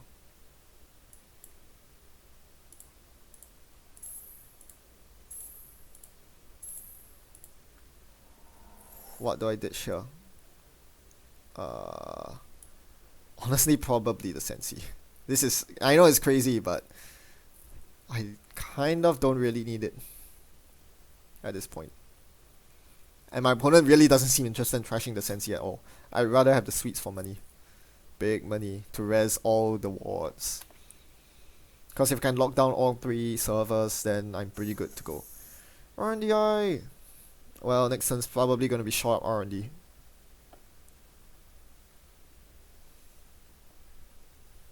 I need to quickly put the wall on R&D next turn, so if he forces me to res it, I can put sub boost on it. That would be great. Scavenge in for dog? Not dog? You're not scavenging in for dog? Okay. I'm gonna play a lot of cards, so I think I will Fire Sensi here. Snack is not that good here. Yes, the mongoose for the snack. Let's put Sansan in server 3. Let's play some hedge fund. Let's put one R&D. Things looking good. So yeah, if I didn't bury the breaking news earlier on, I would have won. I could use an agenda right now, but it should come pretty soon.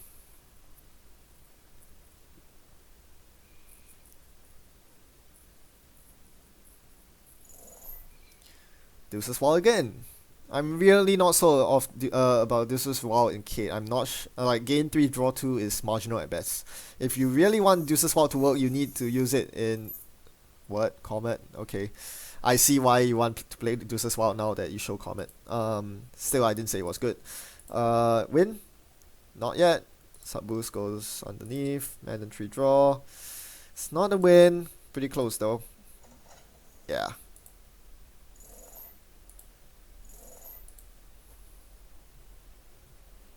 Also, I should have put the Raven on R&D. I shouldn't play double econ, but I think it doesn't matter at this point. I could be wrong, but Raven on R&D seals the deal because every server is now Raven R&D, Raven Ward, Raven Ward, Raven Ward. Yeah, I should have put Raven on R&D for maximum beauty points. What? What?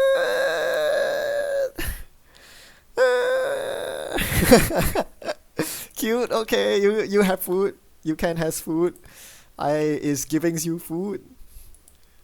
Sure, sure. Keep the game entertaining. The problem is I think I'm a blackmail is coming on R&D, and that is not fun times. Yeah, yeah, yeah. Blackmail's probably coming on R&D right about now. No, he doesn't say more. Okay, that's a mistake. So I get to see 4 fresh cards, which probably wins me the game.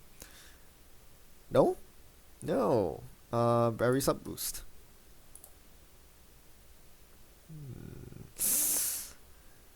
This is not looking good, actually.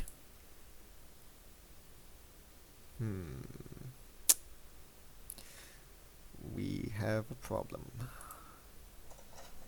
I'm going to try to bait the blackmail here, and then I'll put that on R&D. Okay, this is not looking good. We have a problem. We have a serious problem right now. I'm saying this because blackmail is live and I can't use my Wombo Raven Ward combo. And surprisingly, I still haven't drawn enough agendas to win, and my opponent can easily win. With the same old blackmail on R&D, but yeah, they can, no, they can't, can they? Or they might have another blackmail in hand to go with that. Yeah, they do. I'm not gonna use Jackson here. I think I've buried enough agendas with Sensi. I could be wrong. My opponent can easily win. They can see breaking news or and build to win. I hate this. CVS purge doesn't matter.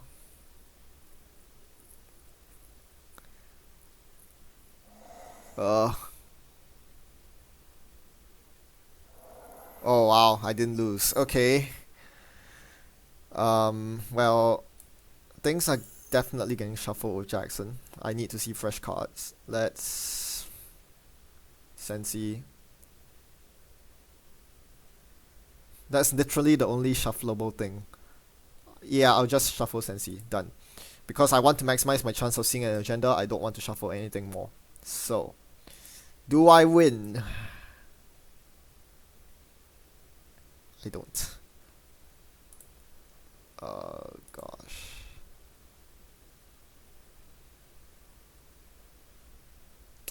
Okay, I'll have to try to bluff my opponent and force a clock out because I think they're trying to win on clock lock.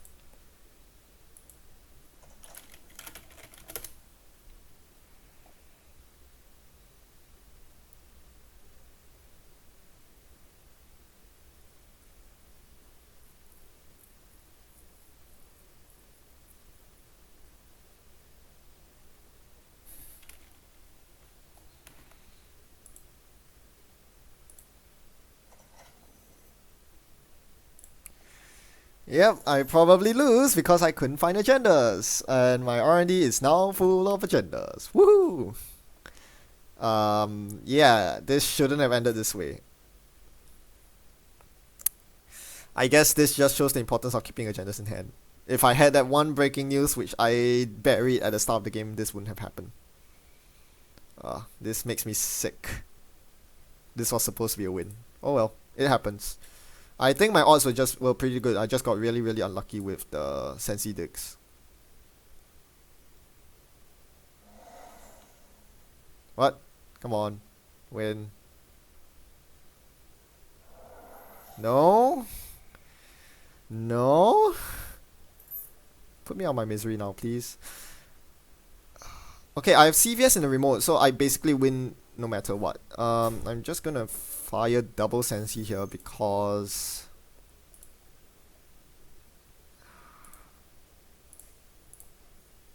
There we go.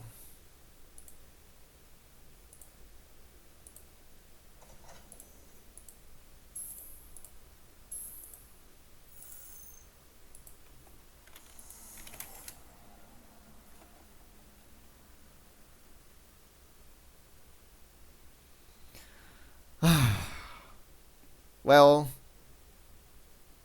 that was... I don't know what to say.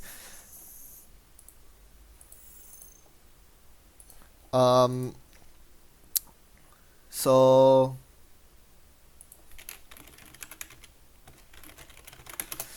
Um,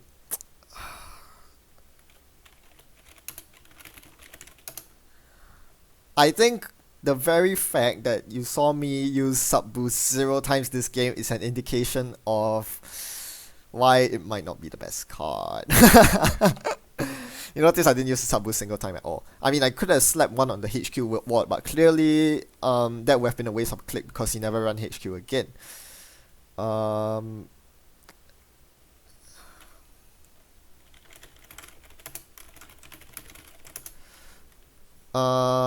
yeah. So, sub boost data ward has a place. This is a pretty good place for it, but it's again outclassed by CTM. So I think a lot of problems just come down to the fact that CTM is just outright better at doing a lot of things that um, you can do with the rest of the NBN card pool. You're playing Data Ward sub boost? Why not just play smaller eyes and CTM instead? You're playing that in Sol? Why not just play, I mean, the runners that hit against CTM hit against it as well. So, um, it's not a bad thing. I mean, there's always going to be a single best. I mean, I wouldn't say there's always, but usually there will be one deck in the faction that rises to the top. That's just the way it is. If you want to see more variety, maybe hopefully one day they'll release more cards that can deal with the uh, problems such as power tap, account siphon, rabbit hole, things that make NBN Glacier really sad. Something that enables surveillance sweep, hopefully. But right now, CTM is the way to go if you want to play NBN. That's just the way it is. I know it doesn't sound very optimistic, but if you look at the history of Netrunner, it has always been this way, right? HB, you play food codes. There's no question. Back in last year, for example, you can play your janky Eliza's Toy Box Big Eyes Res deck. It's just not that good. It's just superseded by a lot of the better HB decks out there. And that's the way it is. But still, don't keep that from don't let that suppress your creativity. There's always room to experiment with. Data Ward Sub Boost is definitely very interesting and a very powerful combo. And eventually, someday, I'm sure we'll find a home for it. Any last thoughts from viewers?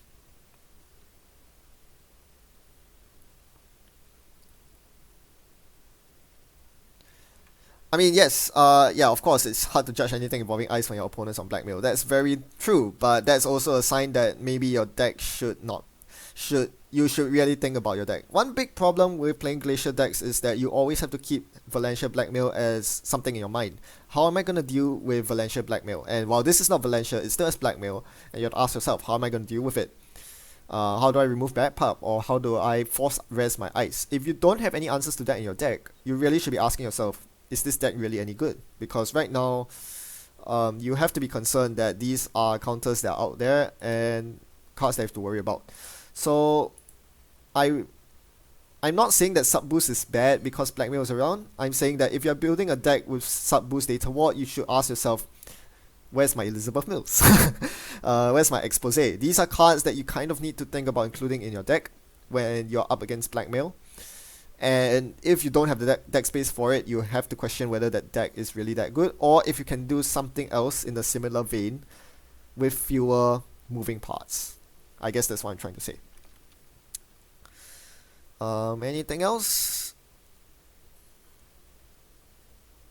Alright, yep. I think I'll call this stream off. Thanks everyone for viewing as usual. And while... Oh yeah, yeah, before I close off. While I wouldn't say this NBN test is a success by any means, in the sense that this deck isn't all that good, but I think it's nice to play around with these off-the-wall decks and to see what they can do and what their limitations are. And I think we've discovered that today. If we measure success by that definition, I think this has been a pretty successful stream. So thanks everyone for tuning in, and hopefully you learned something. If you haven't been trying out IP block yet, well, I've tried it out for you. This is how it works. Hope you've seen the pros and cons of it. It's pretty cool, and keep experimenting and happy net running. I'll see you around.